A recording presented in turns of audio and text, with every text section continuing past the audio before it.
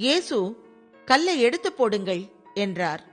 மரித்தவனுடைய சகோதரியாகிய மார்த்தாள் அவரை நோக்கி, ஆண்டவரே, இப்பொழுது நாருமே, 4 நாளாயிற்றே என்றாள். இயேசு அவளை நோக்கி, நீ விசுவாசித்தால் தேவனுடைய மகிமையை காண்பாய் என்று நான் உனக்கு சொல்லவில்லையா என்றார். அப்பொழுது மரித்தவன் வைக்கப்பட்ட இடத்திலிருந்த கல்லை எடுத்து போட்டார்கள். இயேசு தம்முடைய கண்களை ஏறெடுத்து, பிதாவே, நீர் எனக்கு செவி கொடுத்தபடியினால் உம்மை ஸ்தோத்தரிக்கிறேன். நீர் எப்பொழுதும் எனக்கு செவி கொடுக்கிறீர் என்று நான் அறிந்திருக்கிறேன்.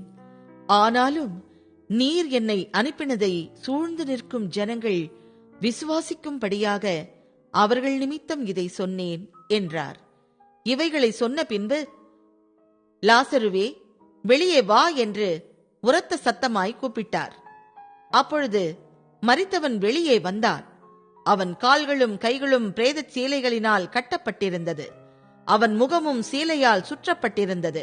இயேசு அவர்களை நோக்கி, இவனை கட்டவிழ்த்து விடுங்கள் என்றார்.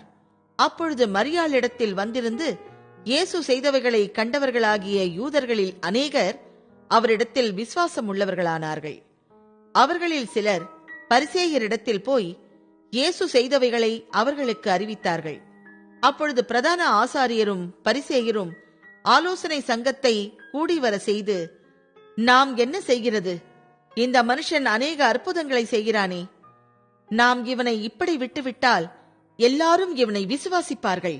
அப்பொழுது ரோமர் வந்து நம்முடைய ஸ்தானத்தையும் ஜனத்தையும் அழித்து போடுவார்களே என்றார்கள். அப்பொழுது அவர்களில் ஒருவனும் அந்த வருஷத்து பிரதான ஆசாரியனுமாகிய காய்பா என்பவன் அவர்களை நோக்கி, உங்களுக்கு ஒன்றும் தெரியாது.